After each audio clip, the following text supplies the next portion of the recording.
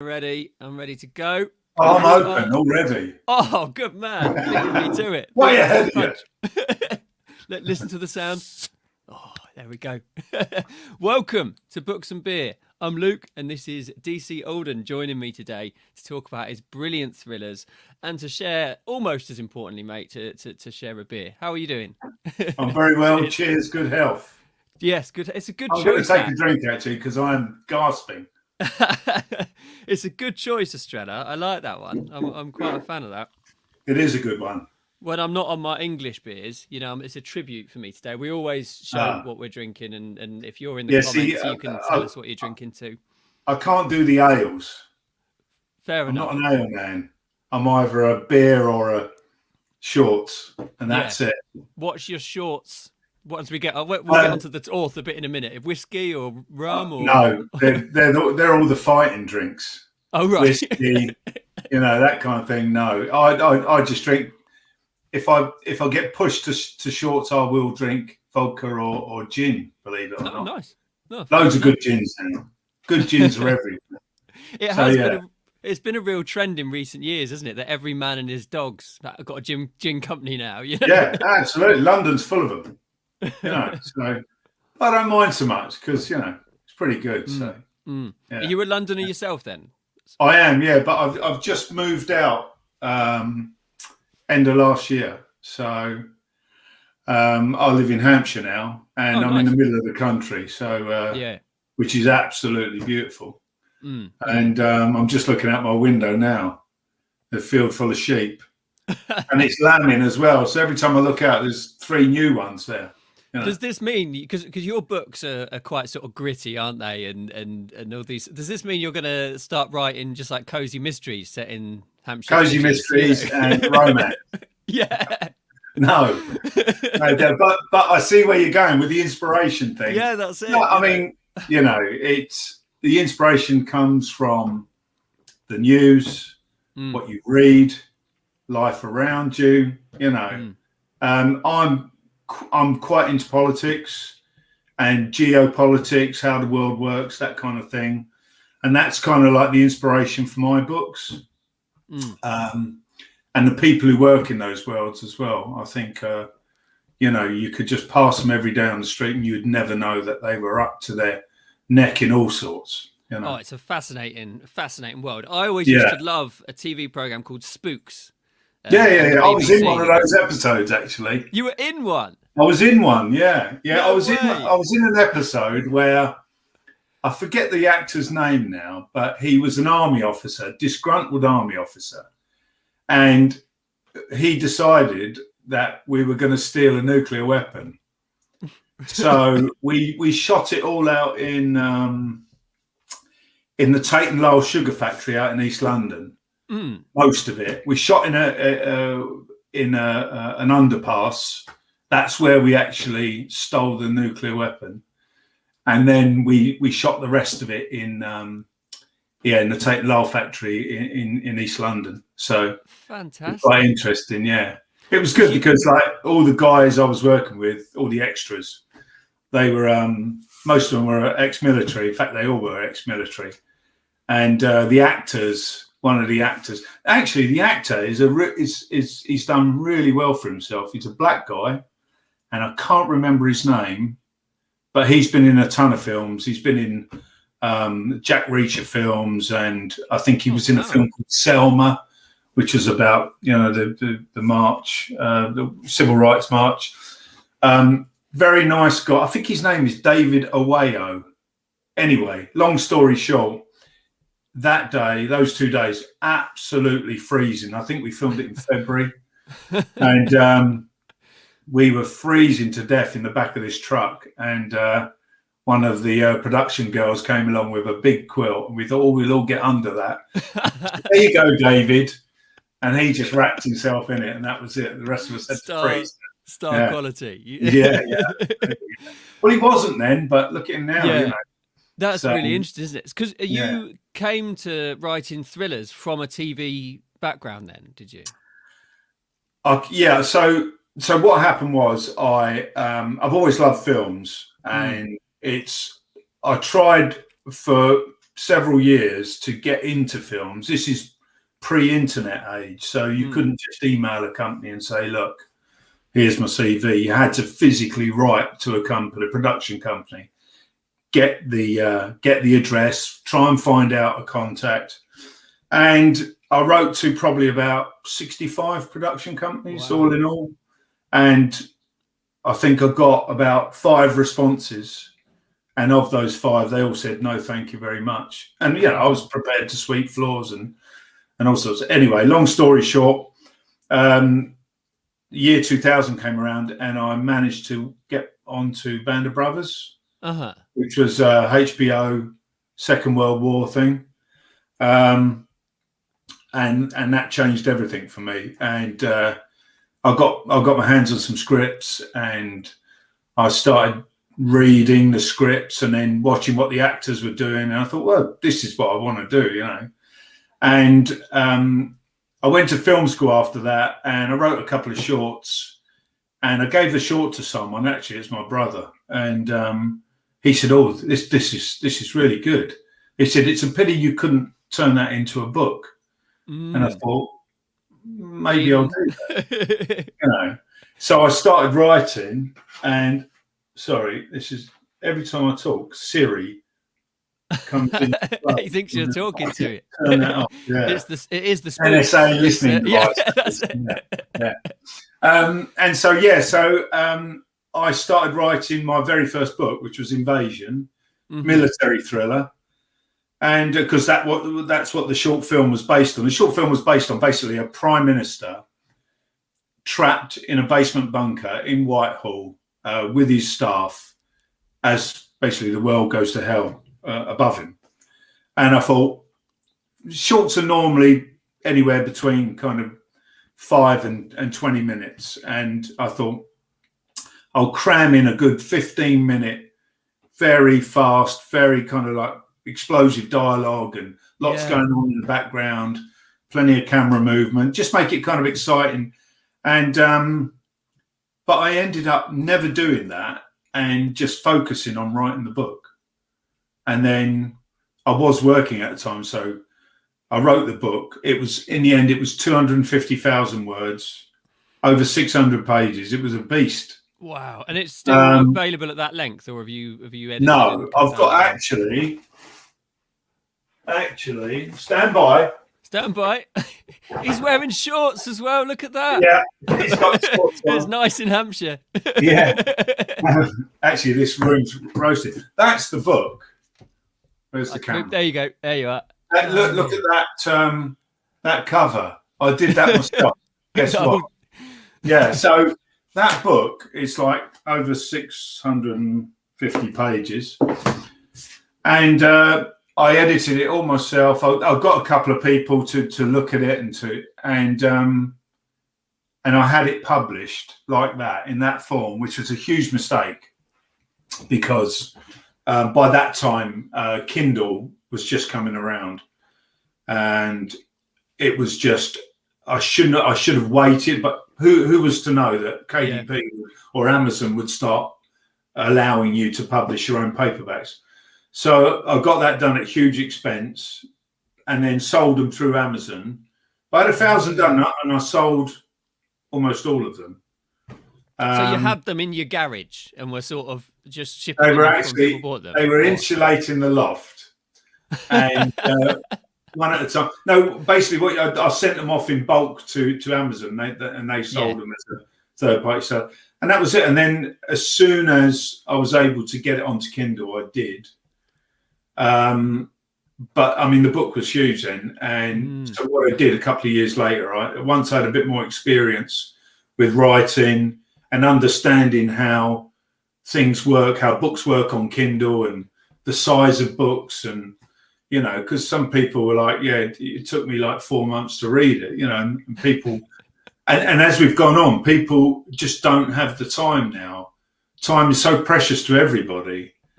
And it is said that people's attention spans are starting to get shorter and shorter. So I really needed to trim it down, which I did in the end. And now it's, I don't know, 400 pages or something, 300.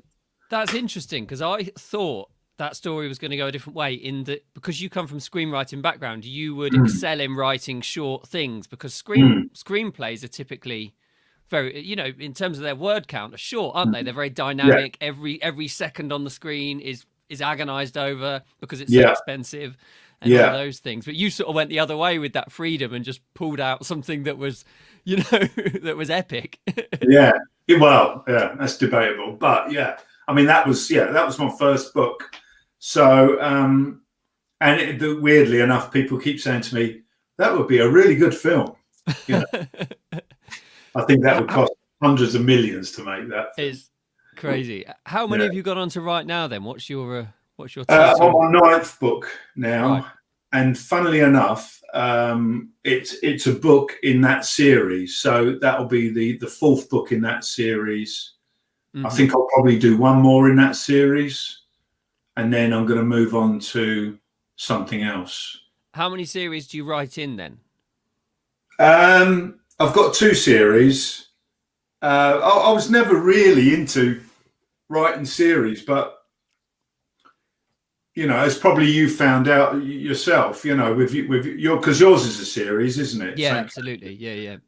People invest in those characters, and then when you just chop their legs out at 300 pages later and bye, it was nice knowing you, people are like, some people want to see more of that character or those characters.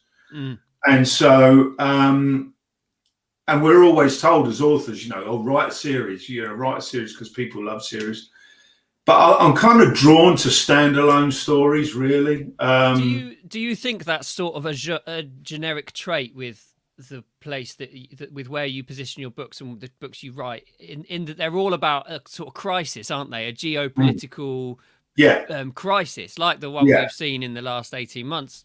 We won't mention anything about that, but actually, you can't really put a series about that, can you? Because those crises only come along every 100 years or 50 years or something. Oh yeah, they do. Yeah, they do. But we seem to be forever at war. The world is in a kind of controlled chaos, a controlled turmoil, and especially with current events as they are, I mean, all bets are off. What's going to happen next, and all this, it's great in the fictional world, because then people can just put the book down and say, oh, that was great, now I'm going to go to the pub. No one dies, by the way, I must book that holiday, Yeah. But people can't do that now. And so I'm wondering if that's going to change the way authors write, and in particular what they write, because why would you want to live in lockdown and then read about a country being put into martial law or lockdown? Or, do you know what I mean? It's books are about escapism. I want to escape. Do you do you sort of, I get that, and I understand that completely, and my books are quite escapist because they always go to a different place and solve the thing, and there's always this overarching theme of good overcoming the evil thing, whatever that might be. But I think that's because of me and my nature is very sunny and positive, and I'm not saying yours isn't, but that's just the book I choose. That's just the book I choose to write. Do your books though? Do you strive to give it a positive end, or do you often leave it on a realistic, gritty? Is there some resolution, or can it just finish how it finishes? So personally, I sometimes like open-ended stuff. I like to walk away from something. People can put their own interpretation on the ending of a film or a book. My problem was early on. I was signed by an agent very early on, and agents give you all sorts of advice. So the agent took that on and said, "Oh, we need the same book but different. So go away and write the same book but different." And I was like, "Well, what do you mean?" They said, "Well, we need it more. We need it more local. Keep it in Britain. get rid of all the military warfare stuff, keep it political, character-driven piece.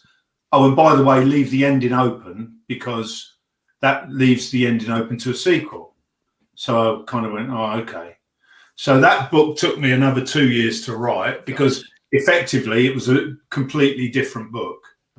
And so that book was The Horse at the Gates, which is a standalone political thriller.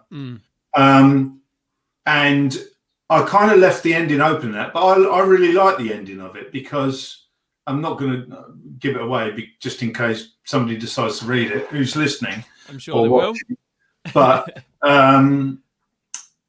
it's, you know, endings are about, you either like happy endings or you don't. And, you know, people are kind of split on it. I just like to keep my endings, let people make their own mind up. You know, it's a definitive ending, but it can be interpreted in a couple of ways. So, because I suppose there's several strands, isn't there, within the story? Some are closed off, others remain and continue ongoing. Let's just have a quick jump over to the comments and see who's in and what they're drinking and those sorts of things. Alison's in. Hello, Alison. What are you drinking today? She normally joins me on the Real Ale. Big Real Ale fan. John says, just a brew for now. A beer later. Good man. Good man. John works shifts, so sometimes he works. Yeah. Man, and Lil Comprehend on Twitter says, thoughts on the new Justice League movie. Do you know the Justice League movie? I don't. That's the Zack Snyder cut, isn't it? It's the one. So as I understand it, I think a director called Joss Whedon. I might be wrong here. I'm sure that guy who just left that comment would correct me on this, but I think a guy called Joss Whedon directed the original Justice League, but apparently there was loads of pressure from the fans, because Zack Snyder was supposed to do it, or was Zack Snyder? No, Zack Snyder filmed it originally, then he walked away and they brought Joss Whedon in, and then the fans hated it on the whole, and then they asked. They got up this like internet social media campaign, hashtag release the Snyder cut or something like that. And so the new Justice League is the Snyder cut. It's not really, I've not seen it. I probably will watch it at some stage, maybe. I'm not really into the Justice League stuff. I kind of like some of the superhero films. I like the Batman Begins, the Christian Bale Batman. I like the oh God, what's his name? The director who's just done Tenet. Can't remember his name. Somebody will tell me. Yes, let us know. Yeah, I liked that trilogy. That was really good.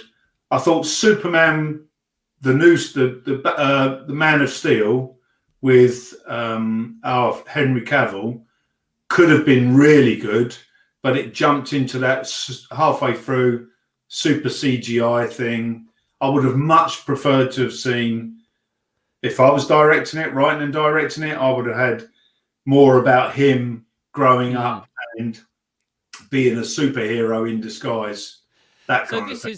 This is an interesting point, isn't it? Because with the sort of books that you write, you must have to weigh up like the level of the challenge with the power of the character that you're putting in that difficult position. And there really is a balance there, isn't it? Because you need that challenge, that character to be pushed to their sort of max. But by the same token, you don't want it to seem too easy, or the challenge has to be quite threatening.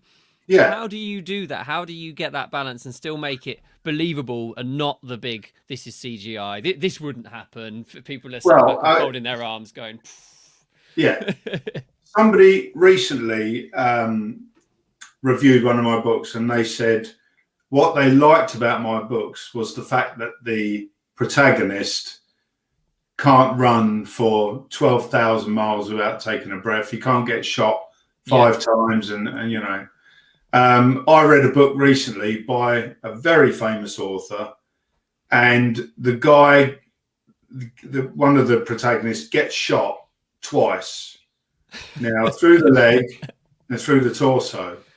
But like 4 days later, he's up on his feet and he's running and he's firing, getting involved in contacts and all sorts.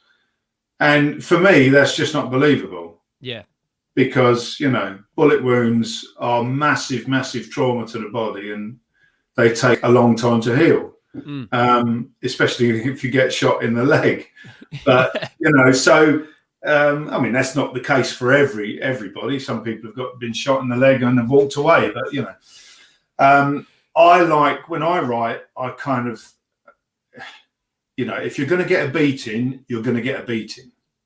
And you're not going to recover from that beating for at least 24, 48 hours. You know, that's life. And if you try and, for me, I'm just speaking from my own point of view. When I watch a movie or read a book, you know, I want to believe it. You know, that's the whole point. If I wanted to be detached from reality, I'll go and read fantasy or, you know, Lord of the Rings or something. But because my books are grounded in the real world, geopolitics, the police, the government, secret services, black ops, all that kind of thing, then for me it has to be real.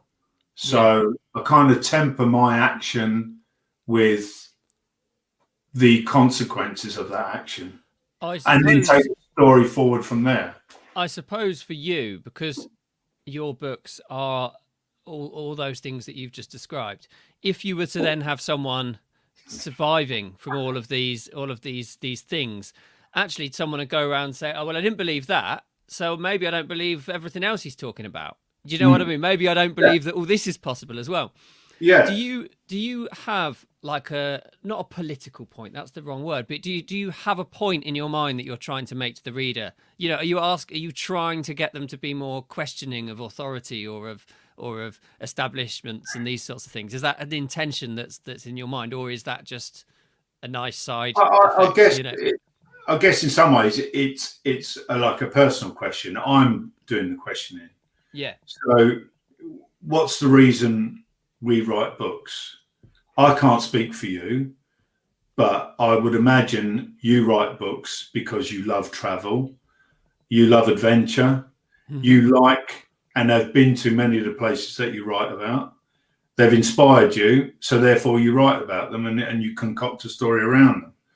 So for me, I look at world events and I look at, for me, corruption intrigues me. Everybody's corruptible to a certain degree. You know, we don't bat an eyelid anymore when politicians get found out. Top cops drop the ball. They try and hide evidence. They cover things up. They get found out, and then people now don't even apologize, and they just move on with things.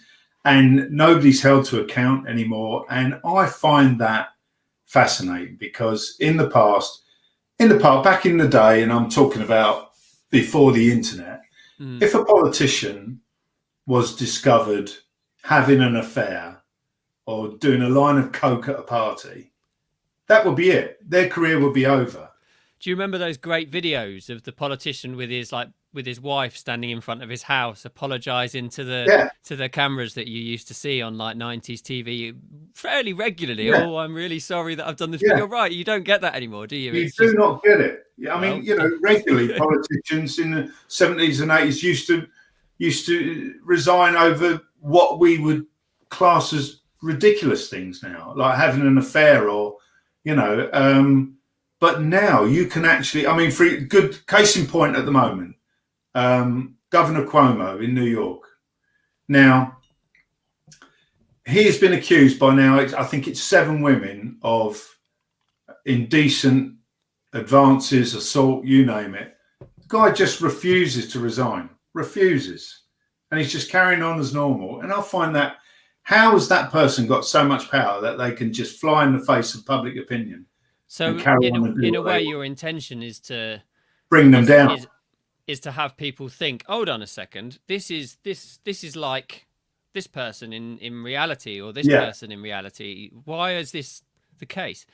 Is that then your because I'm reading the Angola Deception at the moment, which I'm really Oh, right. enjoying. I'm about Good. 60% of the way through. I intended to finish it before I spoke to you, but it's Right. it's quite a long book, I Yeah. think. Well, Yeah. really enjoying it. But I love Good. how don't spoil the ending.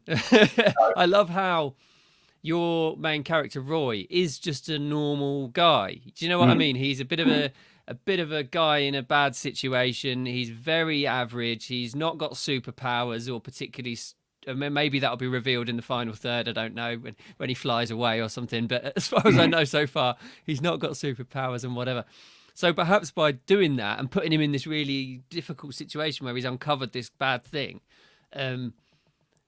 there's a message, isn't there, to the reader? Actually, if you uncover this bad thing, you have that power within you to stand up to this and do this and make this right and do whatever to help this out, to solve this. Yeah. I mean, he is an ordinary guy. Completely. He's got an average job, earns an average wage. He's lost his girlfriend. He's estranged from her, and she's bringing up the kid and stuff, and he's got all of those problems that come with that: lack of money, lack of ambition. He sees his ex-girlfriend doing really well, and that creates its own kind of frustrations.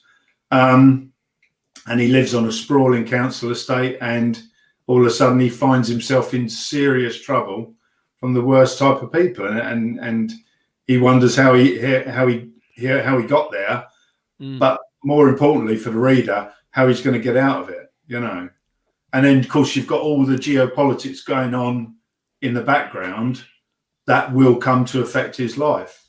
Exactly, and it's sort of, when I started reading, I thought it was a like a sort of local thriller, like a national. I don't know what the word would be. Domestic crime thriller, yeah. And he's going to fight a gangster and take on organized criminals. But then there's this twist about midway through where we realise actually, and I love this in writing. I try and do this in my writing, and I don't know I've quite succeeded at it yet.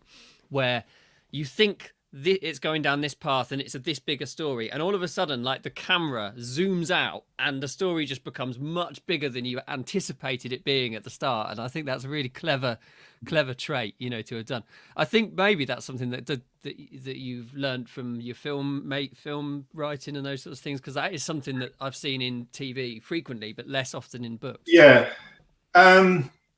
Well, the films are all about the three act structure, and rise in action and stuff like that. And with each, they always say that when you write a scene of a film, and people can, do this at home. And when you watch a scene, whether it's a film or a TV show, that scene must have a point, and it must carry the story forward. And I think books and TV shows and films, they suffer from having too many scenes that don't make their point. So the job is, you get into the scene. If we're talking about books, you get into the scene and you say, right, I always say to myself, what's going to happen in this chapter? What's the point of this chapter? How am I going to carry the story forward? Because you might have guessed, I do plot vague. I always work out a vague plot, but it's very vague, because for me, if I start plotting a book out, every chapter, rigid framework, right, A to B to C to D, boom, end, that's it, done. I can't write like that, because if I try and restrict myself to a framework, to a plot outline, then for me, I'm trapped by that. Right. And I don't feel I can move beyond that, because I've plotted the whole thing out. And if I change one thing, it's going to have a knock-on effect, and then the whole thing just goes out the window. So what I do is I just make notes about where I want to start the story and where it's going to end. And 9 times out of 10, I've always got the beginning and I've always got the end scene, and then the rest just falls into place. But like the character of Roy in the Angola Deception that we're Yeah. talking about, did you know who he was before you started writing it? Or Yes. did he just appear as you wrote that first scene? No. I always he was the story from the get-go, and everything else was built around him. So basically, I wanted to take a really normal guy and just drop him into a completely abnormal situation. But he thinks he's in your standard kind of being leaned on by a villain, but in fact he's not. There's more to him than meets the eye. And of course, the fact that his brother had gone missing in Iraq as a private military contractor, because all my books have always got a military theme in them. Yeah. So, and that kind of gives me an extra edge to the story, because you can really, if you write just about gangsters and cops and straight people and that kind of thing, then great, but that's a very enclosed world. Once you start injecting geopolitics into a story or into a situation, then you can just blow that story right up and you can take it anywhere you want. That's why I like all my stories have kind of got a global element to them. So, but they're global in terms of the geopolitical element, but sort of quite like smaller in terms of the setting. Because I mean, maybe this is. Do you have any that do they move all over the world, or are they always set in a core? No. So yeah, okay. So Angola, right? Okay, so Angola starts off in New York. Angola does. It was one of the best opening scenes I've read in a long really? time. Yeah. That final part, I won't say anything about it. No. I was like, oh right, when the penny drops back. Yeah. But so that goes back to what I was saying earlier about I always have a beginning and I always have an ending, and I because I'm quite fascinated by 9/11. I remember the day when it happened, and I was at work, and what we were all up to that day, and it was an interesting day, weird day, but that fascinated me, that whole 9/11 thing, especially when the official story started to unravel, and then you started thinking, well, hang on a minute, how could that have possibly happened, and etc. So that's where that story was born, and the start of that book always thought about somebody being in one of those towers that morning, because my partner, one of her friends, because my partner went to school in New Jersey, and one of her school friends, she was in the towers that day, and she had a terrible experience, and it kind of like it's kind of stuck with me, that. So I always wanted to like reference that in the book. And that beginning, just I thought, oh, that would be quite a shocking beginning. It's a great beginning to a thriller. Really sort of punches you in there, gets you going. What other authors would you sort of compare yourself with? I mean, I'm thinking Robert Ludlum in my mind. Dream of comparing myself to any author. Fair enough. But the reason. The problem I've had with the books I've read of Ludlum's is exactly the opposite of what you said a few minutes ago, in that I think they're unnecessarily long. I think they're packed with loads of geopolitical information that, as a reader of a thriller, I don't really need to know. You've got like cabinet meetings between 5 or 6 various departments that are scripted out in minute detail, which really don't really further the plot that much, considering they take up 10,000 words or something like this. Yeah, I mean, I agree. I read a couple of Ludlum books back in the 80s, and I had to put them down, and I never went back to them because they were just there was too much detail. But I loved Tom Clancy. Right, yeah. Tom Clancy, in my view, my humble opinion, he suffered from the same problem, whereby I think it was the sum of all fears when he describes the nuclear explosion in the football stadium. It takes him 11 pages to talk about the actual nuclear trigger detonation. And he actually describes the whole process. And come on, Tom, Yeah. let's move on. This chemical is moving through this tube, and this amount of volts in the wire. Yeah, doing exactly, this, And he's talking about atoms and flux capacitors and all sorts of things, and you find yourself just skipping through. So, but certainly Tom Clancy was one of my earlier influences. I think, without a doubt, Frederick Forsyth. These are older guys now. Len Dayton, I think, is a great author. Coming forward, I think. Oh God, what's his name now? I need to keep looking at my shelf.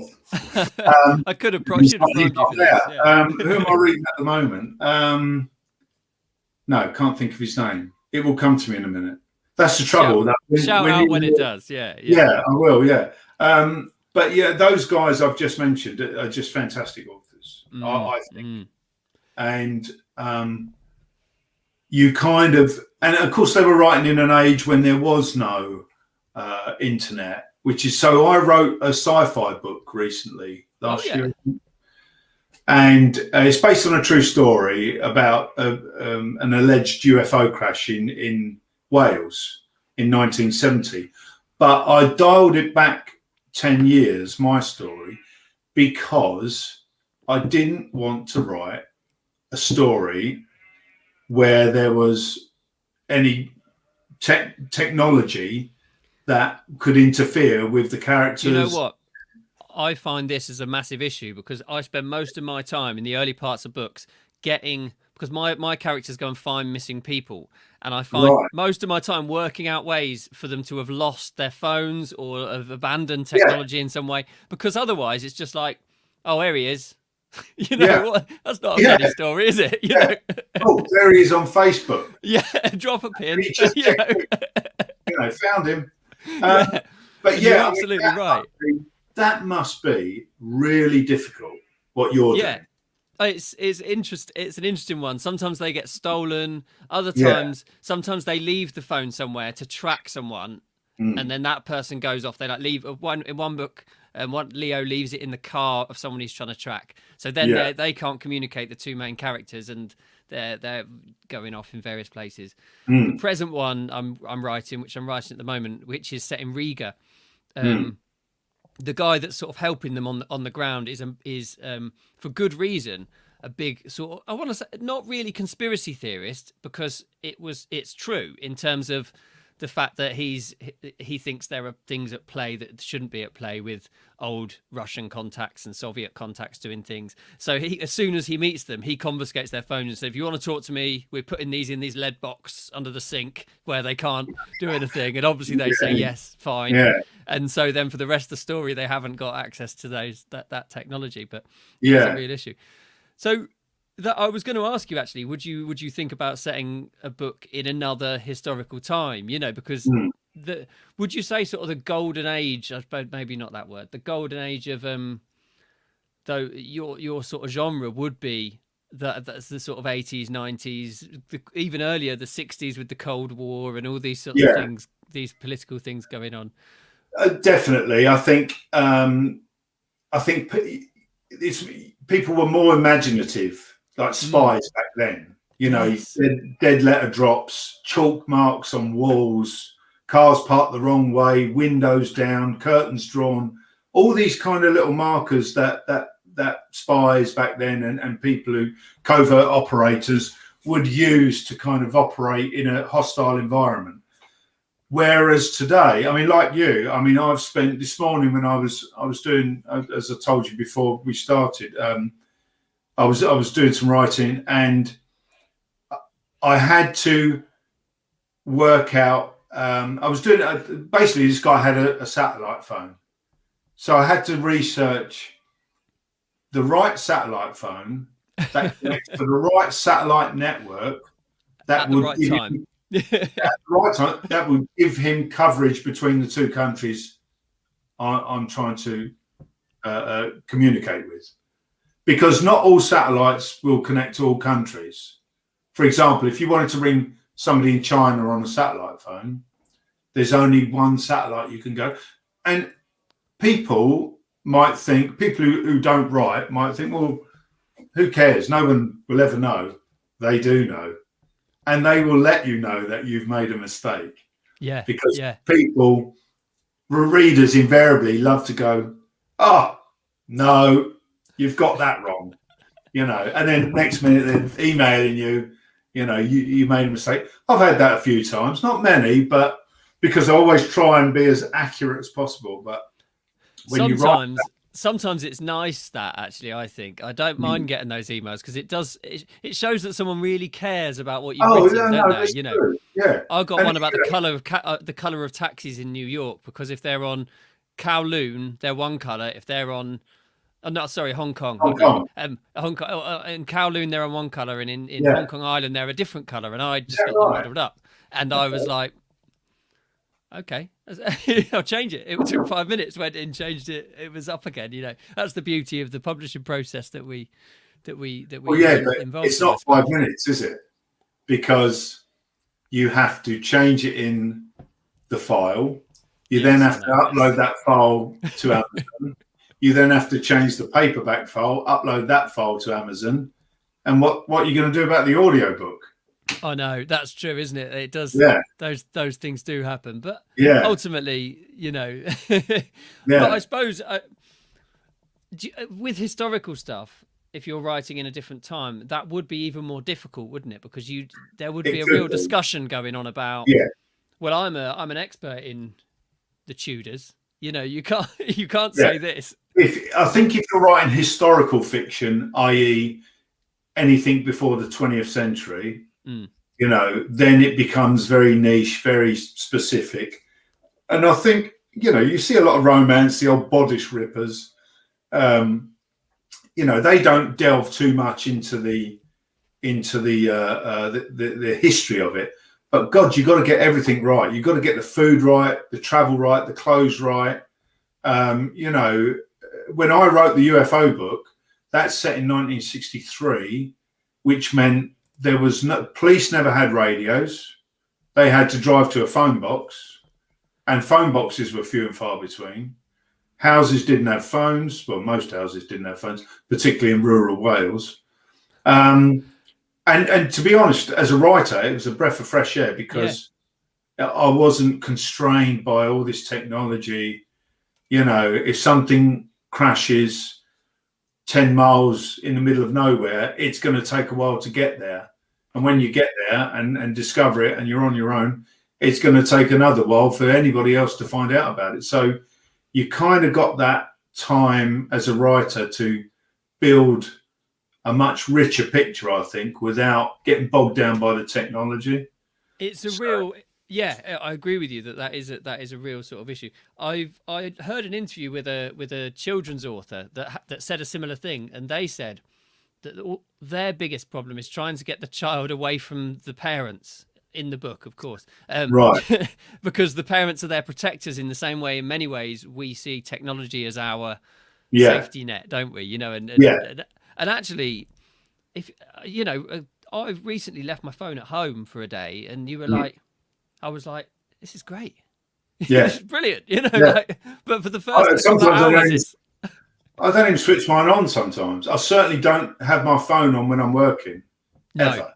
That's a good point. I don't just switch it off. And I only had it on in case you called or we needed to talk. Yeah. But I have my phone off most of the day, and I always switch it off at night at 7 o'clock.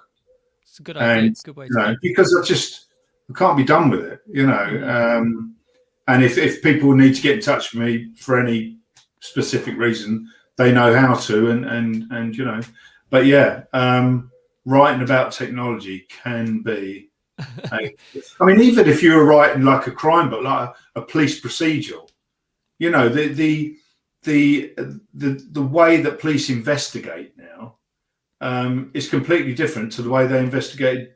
And it's also really boring because it's sat at a computer doing a search on a database. and Yeah. cross-checking like times and dates where someone was and all this sort of stuff. That's really boring to write about. Like I have scenes like this in my books that I struggle with, because essentially if the characters have uncovered this information, they've got to go through the information and find out the thing. And Yeah. that's an important part of the story, isn't it? Because they're actually investigating something. But by the same token, it's really boring to watch because they're sat at a computer just tapping Yeah. away, you know? Absolutely. And it kind of brings us round to the geopolitical thing again, because as the world becomes more and more connected, then everything we do is tracked. Everything. If you're carrying your phone with you, you're being tracked, not maliciously, but your location services on your phone will track you everywhere you go. So it will know. If you want to, I mean, you know, I remember there was a bomb, an IRA bomb in Enniskillen. I can't remember. I think that was in the late 90s. Anyway, lots of people died and lots of people were injured. And it was a Remembrance Day parade, and they blew up the march, and they found two of the bombers because they had used mobile phones, and mobile phones were kind of in their infancy then. Well, not in their infancy, but you know, and they tracked them through the mobile phone towers. But that took a long, long time to do. But now, you know, I mean, it's frightening, really, because if somebody wanted to, they could tell you where you've been every day for the last 3 years. Oh yeah, it's pretty much. And that leads back into your books, because as the technology, when 5G comes along, you know, and if everybody gets a COVID vaccine passport, which is chipped, or, you know, all your movements all around the world are going to be tracked. No one's going to go missing. This is it. It's doing me out of a job here, guys. You know. And what you're going to have to do is you're going to have to do what I'm going to have to do. You're going to have to either go back in time, or go so far forward in time that you can make up your own technology. I know. And beat it. But I find I don't really like with that. I'm not. I can do historical in the modern world. I quite like books set in the last 100 years. That's fine. I'm interested in those. Anything set in the future, just I lose interest in, because I sort of think, like, what's the relevance of it? And I no doubt will talk to some sci-fi authors and have some friends that are some, and they really get it. But for me, I'm like, unless it's near future, unless it's like 6 months ahead, that's fine. But if it's like we're all going around in spaceships and stuff and doing all this, I'm a bit like, nah, I'm just not feeling that. Not feeling that. Yeah. I think if it's done well, like, for example, The Martian, and the author must forgive me for saying so, I hated the book, but I really enjoyed the film. But that's more of a study of a person in isolation than a futuristic story, isn't it? You know, it's more a human nature story. So what you do then is you fast forward 300 years, but you make the story about boy meets girl, or a quest, or, you know, so you basically use the same plot, but in a different surrounding. That's it. Whatever. But I just, you know, it's a little bit troubling knowing that everything's becoming so advanced now that it is difficult for people to disappear. Although I must recommend a show. I think it's on Netflix. Maybe somebody has seen it, but it's called 401 Missing, or Missing 401, or something like that. And it's a documentary, and it's about different people who went missing. And it's one of the best documentaries I've seen for a long time. Some of it is spine tingling, but it is the situations where people go missing, just almost out of thin air, and never get seen again. But they were only there, you know, a couple of minutes beforehand, know where they could go, but suddenly they just disappear off the face of the earth. So, yeah, it can happen. It is. That is. Some of those stories are fantastic. You know, they were walking down the street one day, going into a shop, and then gone. Yeah. Nothing. absolutely Exactly. nothing. No trace. Yeah, yeah. I find those stories fascinating, because Yeah, same. I think the figure is like 5,000 people a year go missing in Britain. It's And I think astounding, isn't it? yeah, and only a small percentage of them ever get found again. Well, Because that's what my main runaways. characters do. They go and find some of these people, and that wouldn't mean Yeah. I'm not an expert in this. I haven't done a great amount of research into missing people in general, but Yeah. I love the idea as a writing thing. That so if you don't hear these stories, they're so frequent that actually someone going missing whilst they're on holiday in Thailand appears on the news for a minute, disappears, and then it's gone. Yeah.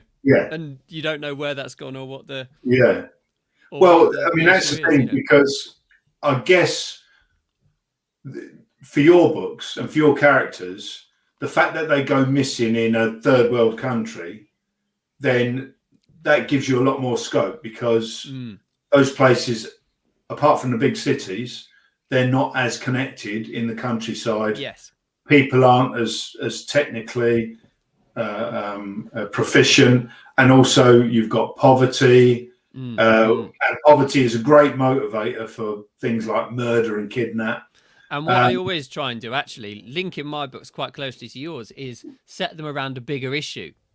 So although they're not specifically about a bigger issue, there's some context to that. So in Kathmandu, it was about there was sort of the idea of the people were people trafficking people to Kathmandu to work as prostitutes, and the one of the main characters was helping in a charity that was there, and that's how she got sort of discovered.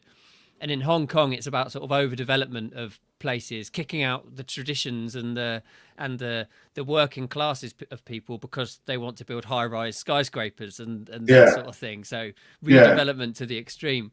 Right. And that sort of just, you sort of take a drop of the truth and times it by a certain amount, and off you go. Yeah. I mean, at the end of the day, what we're doing is providing entertainment, and we've got to try and keep the reader engaged for as long as possible. And sometimes you do have to bend the rules in as far as technology and and like the kind of situations people get in. But I think if you can ground it as much as possible in real life, I think people connect with that a lot more than if your protagonist gets shot 4 times and then gets up and next minute he's advocating down a building, and that kind of stuff. If I've got a book like that, just move on. Yeah, that's it. Well, I mean, the Mission Impossible series have done that time and time again, and actually, it's a very successful franchise, isn't it? And that's what they do, and there's a good thing for those books. But you and I are talking on a sort of different plane here.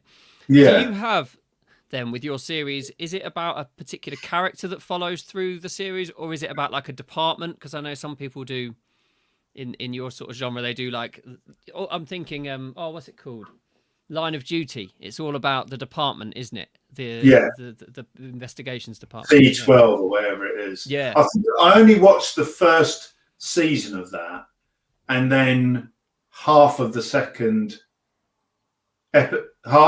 first episode of the second season, and they just lost me after that. Right. I just wasn't. The trouble is, the BBC with their dramas, I don't think the casting is that great. I mean, who am I to say? But in my view, I don't think the casting's that great. Sorry, I'm looking out my window now. And there's like 2 tiny little sheep, 10 feet away. Anyway, I have heard a couple sort of the noise coming through a couple of times. Yeah. I was like, what's that? Looking around the room thinking. So I've never been this close to a sheep, actually, I don't think. Anyway, so where were we? The sheep have thrown me. Yeah, I know. I was thinking that.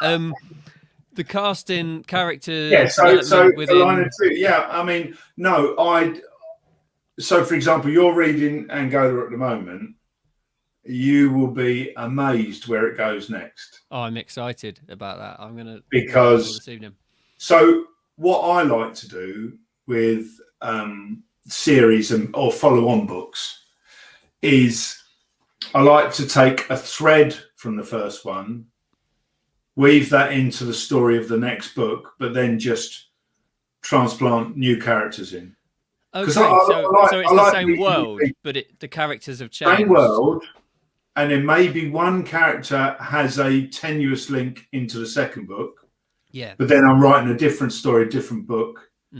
Because for me as a writer, I like to write about, it's like meeting new people. I like to write about new people, new characters, new motivations. Yeah. It's exciting for me because I think you'll find that the longer a series goes on, unless you are a really white hot author, then it starts to get stale because the author, I've read a lot of reviews and you can see the reviews dropping off after each. I'm not going to mention any particular author or series, but there are plenty of examples out there where the interest kind of drops off, but it's not the interest from the reader, it's the interest from the writer. Yeah. Because it's starting to get stale. Okay, it might be a money earner, so they're pushing out as many books as possible with that character, but then sooner or later it can get stale. So for me, the excitement is writing a new book in a new setting with new characters, and as I say, new motivations, new plots, and I just want to keep the reader interested and keep the reader on their toes. Yeah, no, I agree with you. Alison over in the comments asks an interesting question. We haven't done many comments today. We haven't gone through them that much. But she says, "What book should I start with?" She's a virgin to reading your books. Is she asking me? Yes. I mean, it depends what Alison likes. Alison, what do you like? Well, military thrillers may not be Alison's cup of tea. Although I'm not.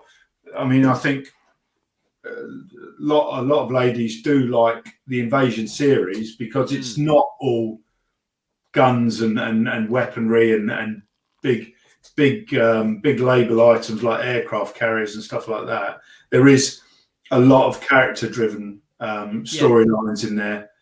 But I don't know, it depends what Alison likes. I don't know what Alison likes. What two options would you give then for either series? I can give Alison and anyone else watching two options. If they go to my website, which is dcalden.com, they can download 2 free previews of either the Angola Deception or Invasion, and they can take it from there. Good idea. Yeah. Good idea. Or they could just go to Amazon, take a look at my books. That's the one. Take a look at my books, and if I do that, I know it's that way. Yeah, that's it. It always confuses me because I'm trying to do this and point at it, and it never quite comes out the way I intended to. I'm pointing at the sheet that way. Yeah. So you can go there. That'll take you to Book Funnel. You can download some sample previews of both books, and you can make their own mind up from there. Absolutely fantastic. DC, it's been amazing to talk to you today. Stick around where you are and we'll have a chat when we go on there afterwards. Okay. Ladies and gents listening at home, thank you so much for tuning in. It's been wicked. Oh, I just want to show this comment actually from Andrew quickly before we do this. Hi guys, I was late to the party, but I just signed up for DC's newsletter and added the Invasion series to my to-be read list. What are we drinking today? I'm on my second Hobgoblin and... Second Estrella. Thanks, Andrew. Good man. Thanks so much. Tune in next week. I've got James Sumner chatting to me next week about his thrillers. I'm looking forward to that. And, of course, remember that my book with Steve Moore, Set Him Free, is still available for nothing. The introduction to the series, there it is, via that link on the screen. It's had some great reviews, and I think I might do a video just with me in a couple of days, thanking you personally for some of those reviews because they really are brilliant. Thanks so much. I'll see you later. Thank you. Bye-bye.